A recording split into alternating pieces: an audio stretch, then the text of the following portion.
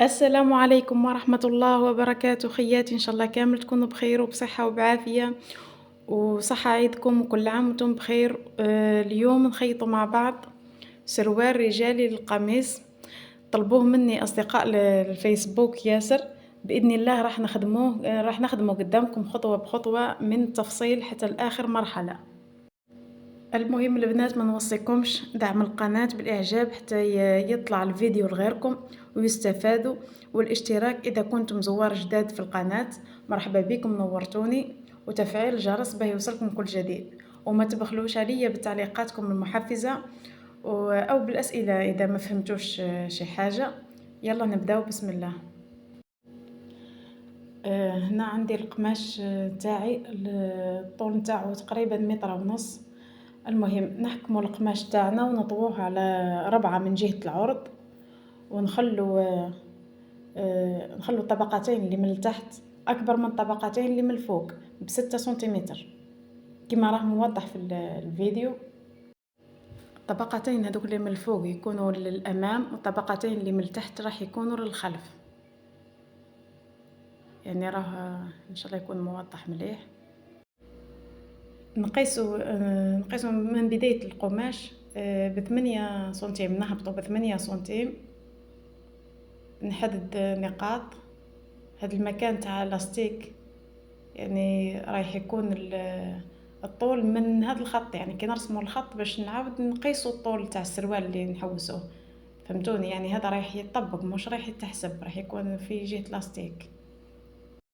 كي نرسمو الخط هذاك تاع لاستيك بعدها نقيسو طول السروال اللي رانا نحوسو عليه. انا كان عندي الطول هنايا 1.5 متر. نحدد نقاط ونرسم خط باش نحدد عليه الطول الكلي من الأسفل. ما بين الخطين هنا هو طول السروال، طول الأساسي تاع السروال.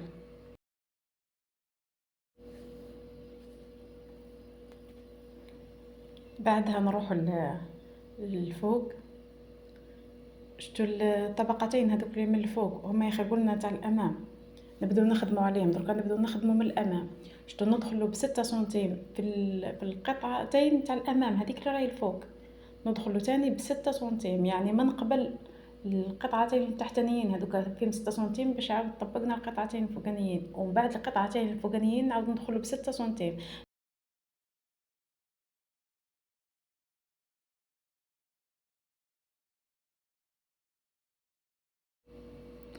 نرسموا خط نوصل للنقاط. هنا نرسم خط برك باش نحدد المكان تاعهم فقط. بعدها نقيسوا عمق الحوض من الخط اللي درناه تاع لاستيك هذاك، ونهبطوا. هنا راني دايره مقاس تاع اكس ال، راني هبطت ب35 سنتيم. يعني قادره انك تهبطي ب40، بصح 35 هنا راهي مليحه. راهي هذه المقاسات اللي عطيتهم لكم راه مقاسات منظمين، يجيك سروال عريض فضفاض ومليح مريح. هنا راني نحدد في النقاط نتاع خط الحوض. بعد ما حددنا عمق الحوض درك راني نحدد في النقاط تاع خط الحوض، يعني نهبط بعمق الحوض هذاك 35 ونحدد نقاط. نرسم خط الحوض اللي باش يكون عليه عرض الحوض. هنا عرض الحوض درناه على عرض القماش، ما قصيتش منه، هو نفس القماش يعني 1.5 متر هكذاك قسمناه. انا مطبقينه على 4 وخدمنا به باش يكون لك هنا السروال يكون عريض ومريح، فهمتوني؟ يعني هذا سروال تاع القندوره ما يكونش ضيق ولا. نروحوا هنايا الخط هذاك تاع الحوض، رانا من البدايه داخلين ب6 سنتيم. بعدها نروحوا لخط عمق الحوض ونزيدوا نحددوا 6 سنتيم. نحددوا نقطه ونرسموا قوس ما بين النقطه هذيك 6 والنقطه تاع خط الحوض. هنايا رانا نرسموا في الاماميه، فهمتوا؟ الطبقتين الاماميتين يعني تاع الخلف انا مازال ماناش نخدموا فيها، انا نخدموا في تاع الامام برك. درك يعني واش عندنا خط هذاك اللي نديرو فيه لاستيك، خط الحوض. ودرك نروحو نحددو خط تاع تحت الرجلين. هنا راني درت 23 سنتيم، يعني في مقاس ال تقدري ديري 20 سنتيم فقط تكفيك. حددنا 23 ونوصلوا بخط مائل من الحجر تاع السروال هذاك القوس اللي درناه حتى الرجلين. فهمتوني؟ انا راني هنايا راني نخدم ديما بادوات بسيطه اللي كاينه في كل دار، يعني مانيش رايحه نرجع عندكم المصادر الطوال والحوايج الاساسيه تاع التفصيل، راني نخدم معاكم بالحوايج اللي عندكم في الدار. فهمتوني؟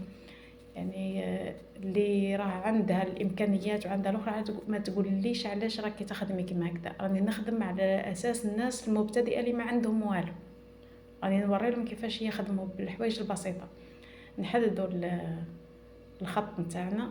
هنا راح يكون عندنا السروال، الحجر تاعو والرجلين. انا نرسمه هنا دائما رانا نرسمه في الامام، مازال ما رحناش للخلف. نروحوا الخط هذاك اللي رسمناه نقيسوه ونقسموه على 2. شوفوا نديروا المنتصف نتاعو، نحدد المنتصف، ها نقيسو بالمتر ونرسم نحدد تم المنتصف. راح نستعملوه بعد للطبقتين اللي من تحت. نقصوا الخطوط اللي رسمناهم، الحجر، ومن من جهة الخط اللي حددنا فيه المنتصف نحبسه تم في النقطة اللي حددناها. نروحوا للخط العمق من جديد. درك شوفوا رانا باش نبدو نرسمو في الخلف. فهمتوني؟ نعاود نروحوا للخط العمق اللي درناه من قبل وطلعنا ب6 سنتيم، نعاود نقيسه من جديد ونطلعوا ب10 سنتيم. نحدد نقطة، وشفتوا تم خط اللي درناه نتاع الحوض اللي رسمناه هكذاك طويل. انا هنا باش نخدمه ب6 سنتيم، هذيك الاولى اللي قلت لكم خلوها. شفتوا الخط تم نهبطوا ب2 سنتيم على الخط اللي رسمناه هذاك، ونعاود نرسمه خط موازي ليه. هنا الخط هذا راح يساعدنا باش نرسموا الحجر من الخلف. يعني هنا رانا رايحين نرسموا الخلف 2 سنتيم، نهبطوا ب2 سنتيم ونرسموا الخط هذاك من النقطة اللي رسمناها حددناها تاع 10 سنتيم. نعاود نديرو قوس للخط الموازي الاخر هذاك الثاني اللي رسمناه جديد.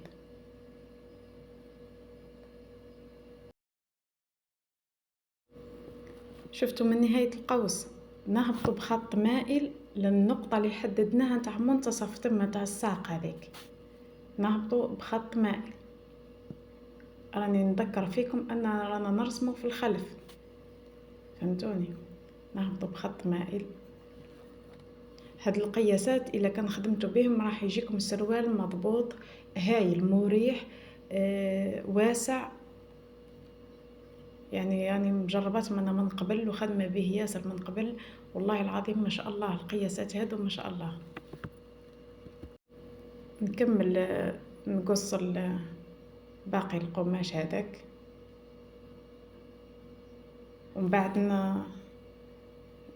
بعدها نكملوا نحددوا نرسموا الخط كما الامام نفسه، تما ما كانش قياسات جديده، نفس الخط هذاك. فهمتوني؟ يعني نصف الساق الفوقاني نديروا له قياسات جديده، النصف لتحت ما فيش قياسات جديده. ونقصوا الرسمه اللي درناها جديده. درك رانا في الخلف. فهمتوني؟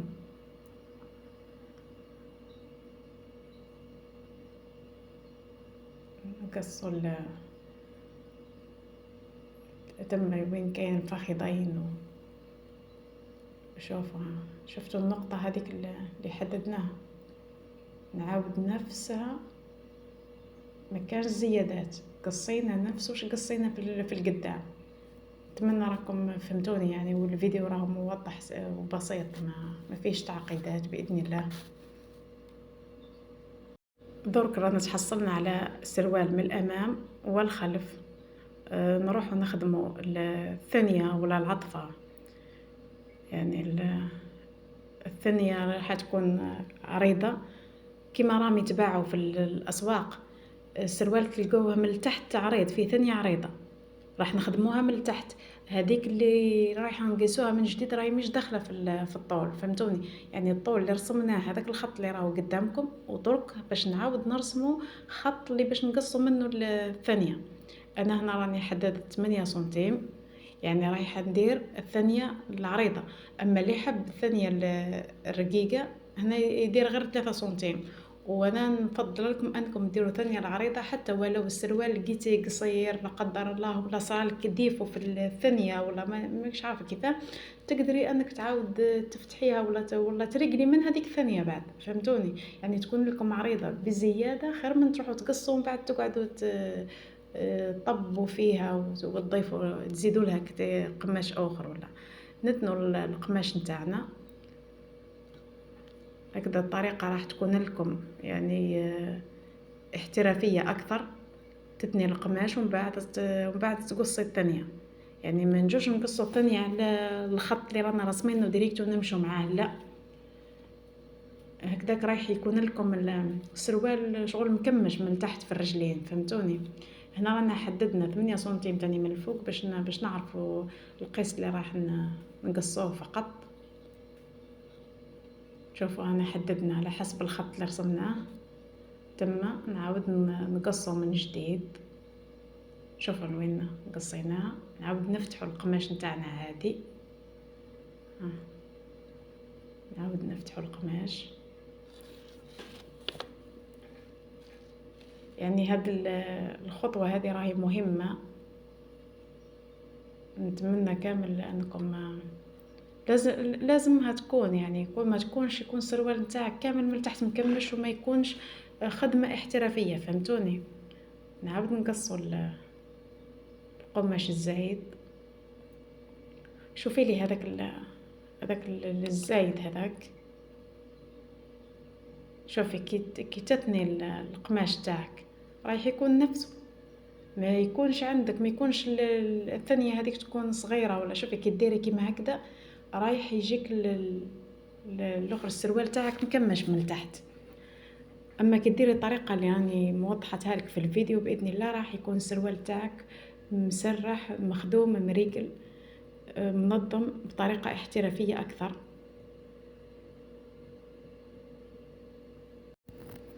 هنا نعاود نرجعوا للامام. شوفوا لي الامام زوج طبقات اللي راهم من الفوق، يعني ما حاولوا انكم ما تغلطوش على تروحوا تقصوهم في ربعه ولا لا. زوج طبقات نتاع الفوق. انا في الامام. شفتوا جهه الاستيك يا اخي، قلنا نهبطوا ب8 سنتيم، نعاود نهبطوا هنايا ب3 سنتيم، ونحددوا نقطة ونرسموا خط مائل حتى نوصلوا به للجنبين تاع السروال. هنا باش يكون عندنا الامام اقصر من الخلف، يعني كل سروال تهزيه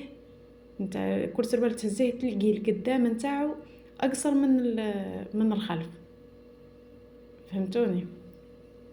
شوفوا اني خليتهم التحتانيين، اني رسمت غير في الفوقانيين وهزيهم هكذا في يدك باش ما تغلطيش كي تقعدي تقصي، وقصي غير الجوج طبقات الفوقانيين. ومن بعد نتاع لاستيك هذاك رايحه تدخل. شفت هذيك اللي نحيناه راح نهبطوها من تحت. شفت الخط تاع لاستيك اني موضحت لكم هنايا هكذاك. شوف اللاستيك نعاود نفسه 8 سنتيم نفسه، ماهوش نتاع جهه تقعد لك ناقصه وجهه تقعد 8 سنتيم، لا.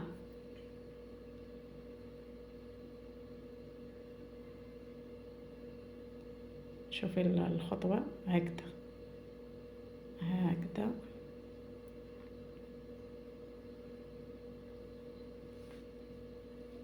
يمكن نلصقوا لاستيك مع نطبقوا هذيك الثانيه. هذا هو السروال نتاعنا. شفتوا الطول الاساسي الكلي والاخر تاع السروال هذا هو، يعني هنا هذا هو السروال تاعنا. درك باش نخدموا الجيب تاع السروال، نروحوا للقماش هذاك اللي نحيناه من الفصاله، نفصلوا منه الجيب.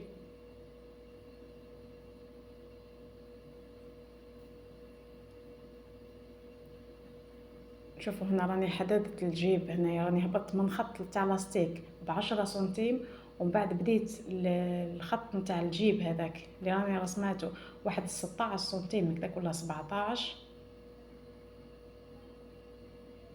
يعني لازمك ترسمي باش تحطي حوايجك ديريهم قد فهمتيني، خاصة راني نهضر مع المبتدئات، اما اللي تعرف ربي يحفظها ان شاء الله.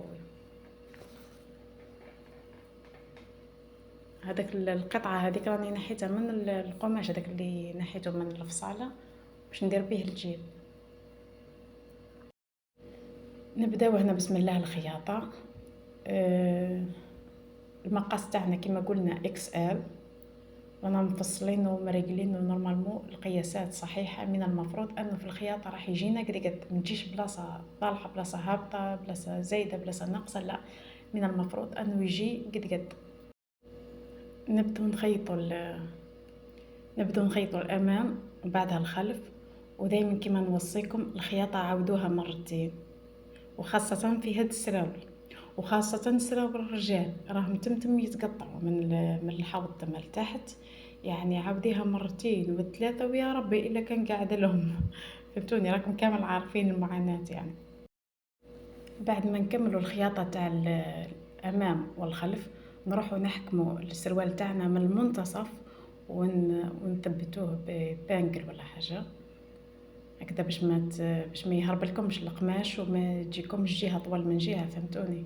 والا كانكم قاصين حسب القياسات الحقيقيه صح كما راني عطيتكم الاخر، راح يجيكم مضبوط ومنظم، ما يجيش فيه زيادات وحوايج، راح يجيكم مريقل بربي ان شاء الله. نبداو نخيطوه، راه منظم. نبداو نخيطو من التحت من الرجلين ونمشوا مع الخياطه. هنايا نخيطوه ثاني نخيطوه مرتين، يعني انا اصلا دائما الخياطه حتى في القناضر واي حاجه انا نعاود الخياطه مرتين ونعاود ندير سورجي، يعني بلا هاد السروال وبالخصوص هاد السراول تاع الرجال والاخر لازمهم يتعاودوا شحال من مره على الخياطه. شوفوا لي هنا شحال عريض الحوض نتاعو، يعني اللي اي واحد يلبسه باذن الله ما راح يكون مرتاح فيه. وشوفوا هنا راهو عندنا القدام اقصر من الخلف، شتو 3 سنتيم اللي نحيناها، هذاك القدام وهذاك الخلف. درك نروحو نخيطو الثانيه هذيك من التحت. هنا للمبتدئات احكموا بالبانجل باش ما تتحركش الثانيه هذيك، تجيكم هي تقعد منظمه يعني ما تتحركش من بلاصتها.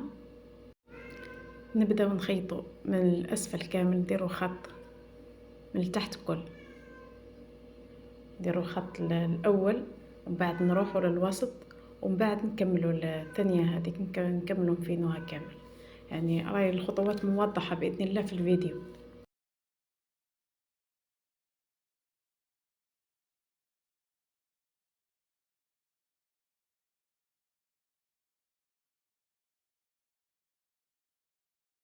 نكملوا الخط الثالث نعاود نهبطوا ونمشوا نخيطوا تم المكان هذاك، نعاود نهبطوا به بالخياطه.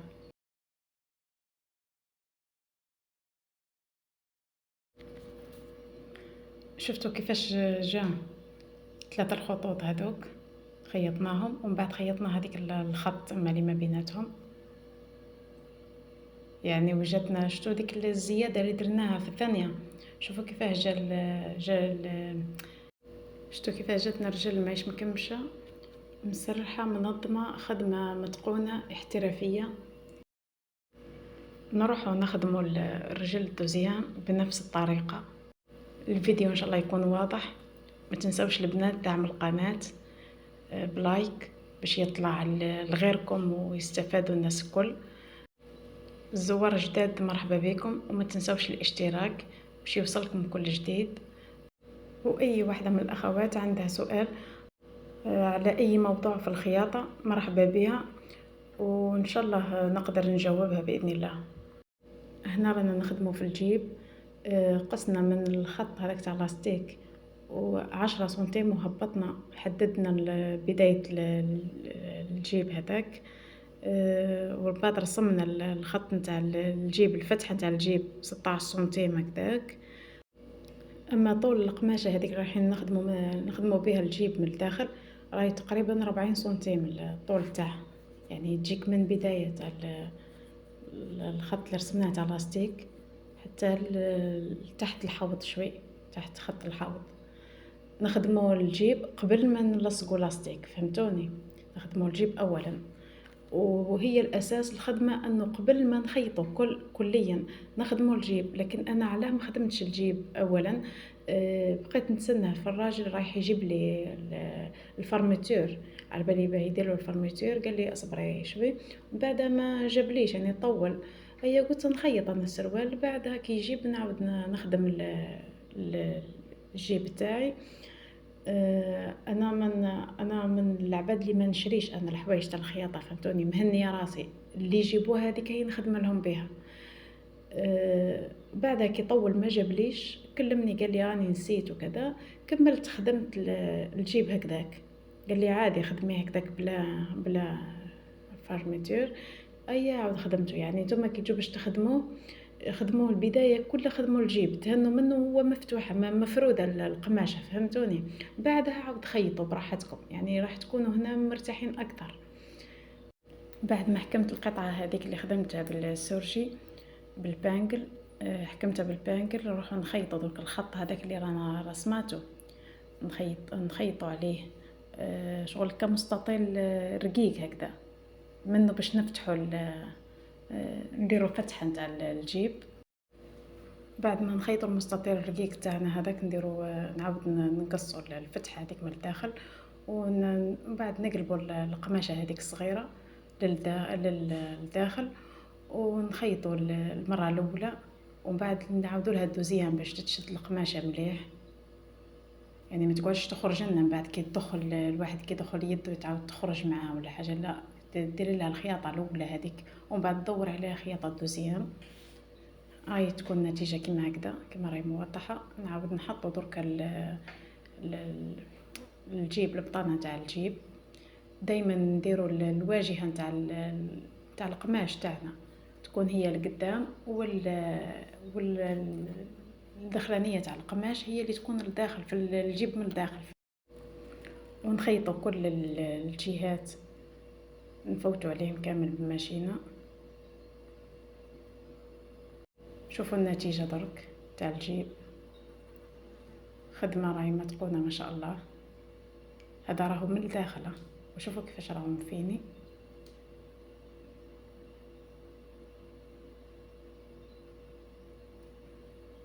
هاو الفتحه كيفاش تكون.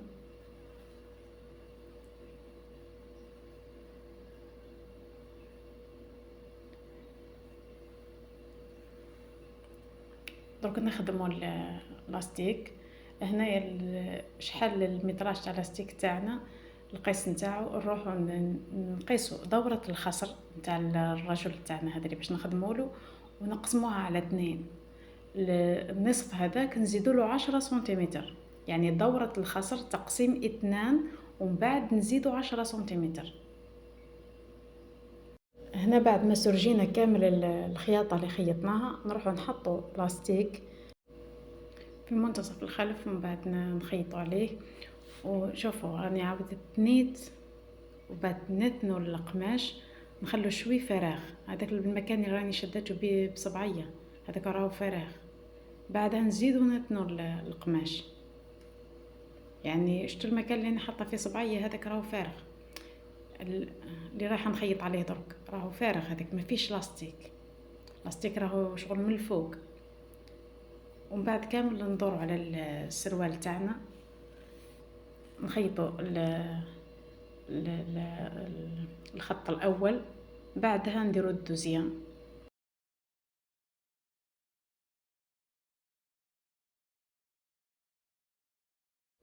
درك نخدموا الخط الدوزيام، ندوروا عليه كامل.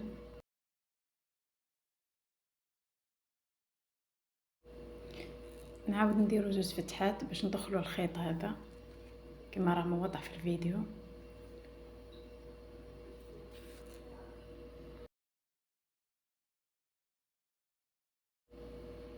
شوفوا النتيجة البنات، يعني من كل الجهات راهي خدمة متقونة، وإن شاء الله تعجب الزبون بإذن الله،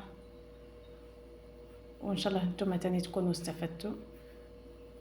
هذيك مكان الجيب، فتحة الجيب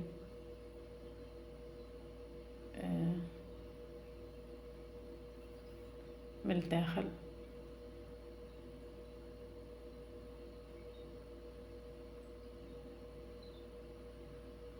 الخدمة نتاعنا تاع الداخل. شوفوا تما راني عاود خيطتها بعد ما درت السورجي، عاود خيطت كامل الخدمة، عاود عقبت عليها كل بالخيط. راني نسيت هاد المرحلة ما صورتهاش برك، لكن راني عاود عقبت كل عليها بالخيط، عاود عقبت عليها كل بالماشينة. استغفر الله. شوفوا كيفاش راني معقب عليها كامل بالماشينة من جديد، بعد ما عاود سرجيتها عاود من جديد عاود خيطتها. لا غالب هاد المرحلة نسيت ما صورتهاش فقط، يعني مش حاجة صعيبة، هي أصلا حاجة عادية.